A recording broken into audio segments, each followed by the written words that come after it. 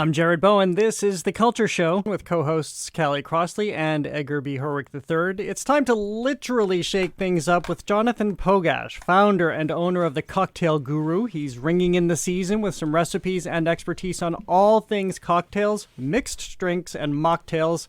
Jonathan Pogash, it's great to have you here. Great to be here. Wow, this is like in the flesh where all the magic happens. This is insane.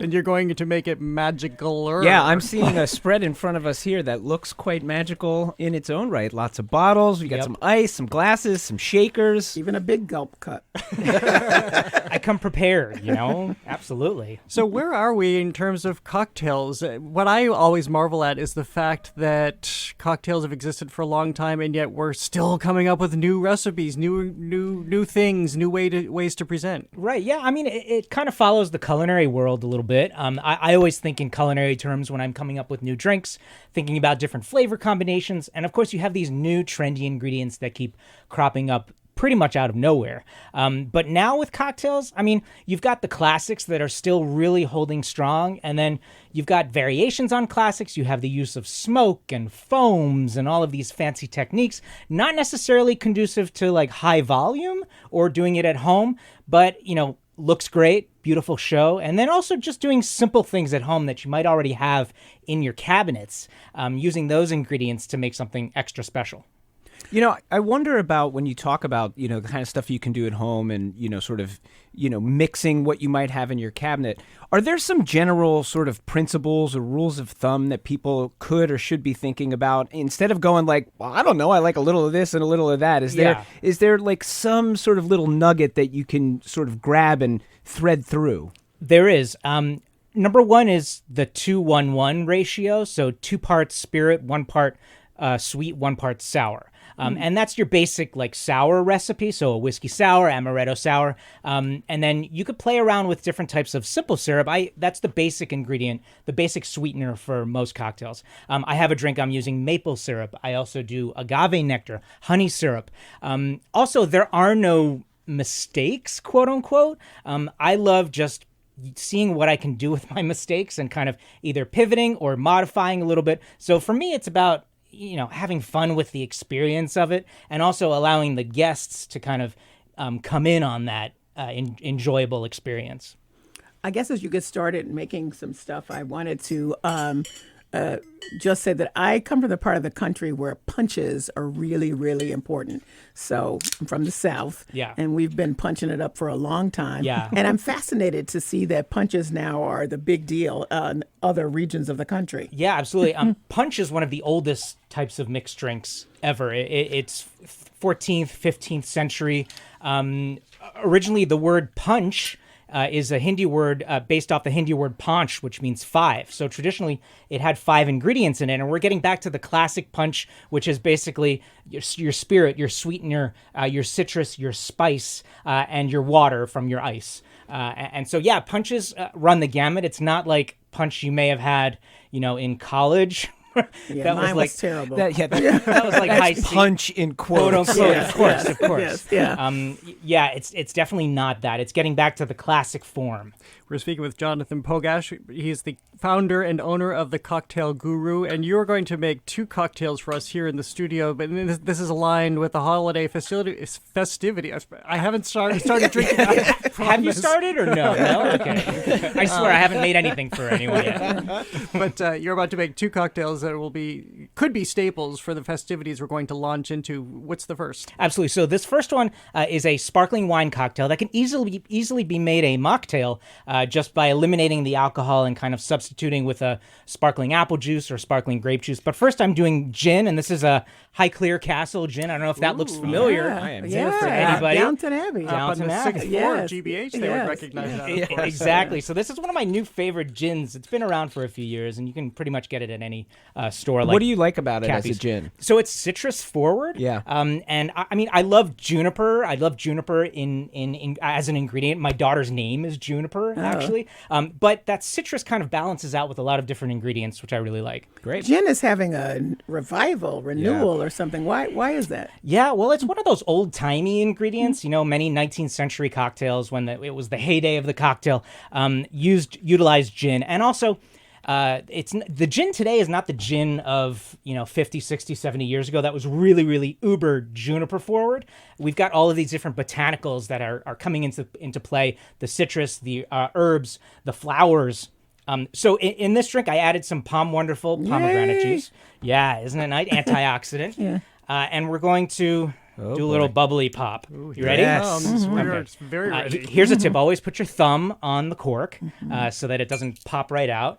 And Twist the bottle, not the cork. Twist the bottle. Did you hear that? So generally, you're very gentle. That's right. I'm gentle with my bottles here. So generally, you do not want to hear that pop, because that's the bubbles being eliminated from the bottle itself. So my dad is in the industry too. He's a wine guy. He says just the little kiss. That's what he calls it, the gentle kiss. We should mention you've had a podcast with your dad, correct? Oh my gosh, yes. It started off as a way to see him during the pandemic virtually, and it just grew and grew and grew, and we have amazing chefs on. We have cocktail connoisseurs. We have celebrities. It's just a really fun time. It's about culture, hospitality culture and all of that. And it's been great. I was just in LA last week. We sometimes shoot live recordings of it and oftentimes virtual. But yeah, it's the Cocktail Guru Podcast.com.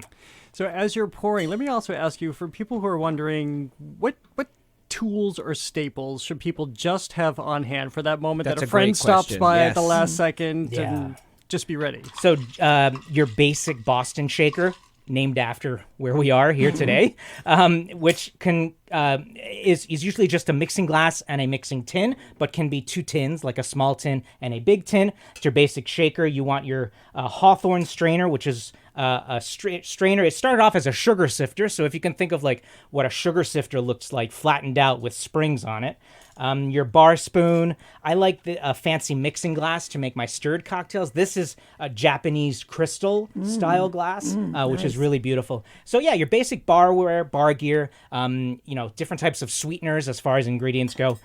This little sparkler is all done, my friends. Very nice. lovely. So again, this was Palm, this So- was gin, High Clear Castle Yes. Gin, Downton Abbey Gin, and And also I added in this caramel apple butter syrup from Monin, and also Prosecco. So Prosecco is Italian sparkling wine, like in Champagne. We only call it Champagne if it's from Champagne in France. Prosecco needs to be from Italy. And what I want to do, this is a little experiment. Are you ready? Yeah. Okay. So first of all, I'd like for you to taste this drink as is, and then I'm going to give you a garnish to add on top to show you how it changes, how the drink changes. All right. So, Oh, yummy. Very yummy. Nice, right? Mm-hmm. So that is really Yeah, that's that really good. Tastes like it tastes like a pie. yeah, that caramel apple does kinda adds taste like a pie, adds a doesn't it? level to that there. So here, this is some sage that I have in between the palm of my hands, and to express all the oils, I'm going to give it a slap, and then just lay it on top. So really, because I see people ring a lemon rind or an orange rind for a Negroni, just Yeah. that one clap will do enough for the sage. For herbs, and my interesting. mojitos, I don't even muddle the mint or anything. you I just don't? slap it. So when we're talking about cocktails and experiences, you want to be able to experience it with all of your senses. Yep. So it needs The to sage, look beautiful, and then also when you bring it to your nose, you want that drink to have a pleasant scent. yeah, that this is sage very- makes a this- big difference. It's so yeah, nice. like Yeah. you just get But it's that very you just nice. get that hit of that scent of the sage. Exactly. Yeah, I love playing around with that. What a kind of great thing. holiday drink for a couple of reasons. Not only because of the sage influence that you just added, but also it's sparkling and it's so food friendly. Exactly. Yes. Great.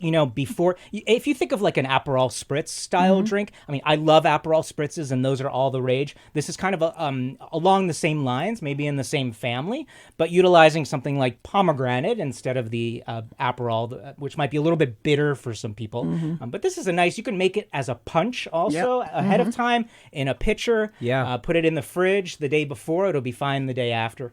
And punch is also good because you have enough to do when you're hosting a party. You can't be making cocktails for Yeah. everyone, so just have one or two punches. Do you suggest? And You don't have to tell me that. I'm usually the default cocktail maker of Every party you're invited to, you're like, every I'm gonna work single again. party. No, I love it. It's great. But yeah, I mean, you have so many other things that you want to focus on, and this may be something that you could just kind of set aside, put away. You could make it interactive and have your guests add their own garnishes. spices, top it off with the sparkling wine on their own.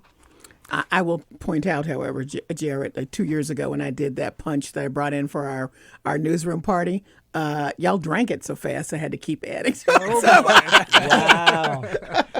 What kind of punch was that? Well, one of those southern citrus punches with a lot of stuff in it. The most researched one is the cranberry sangria one at this point. Oh, it's yeah. according to Southern Living. All right. Oh, I good. told That you. sounds delicious. Yes. Right, so this is very holiday what you're making now. Oh my Yes. gosh, yes. So what do you? So what's I'm our breaking second an egg one? out. I'm breaking in. I've got an egg. It just got real in here for me. It sure did. So I love egg. I love traditional eggnog. I mean, I stay away from the stuff that you buy in the grocery store because, yes, it's labor intensive, but you can make your own eggnog. Separating the eggs and fluffing the cream and adding sugar and spices. But this is a hand-shaken eggnog, so it's like a single serving eggnog, and I'm just going to add the whole egg to my mixing tin right over here.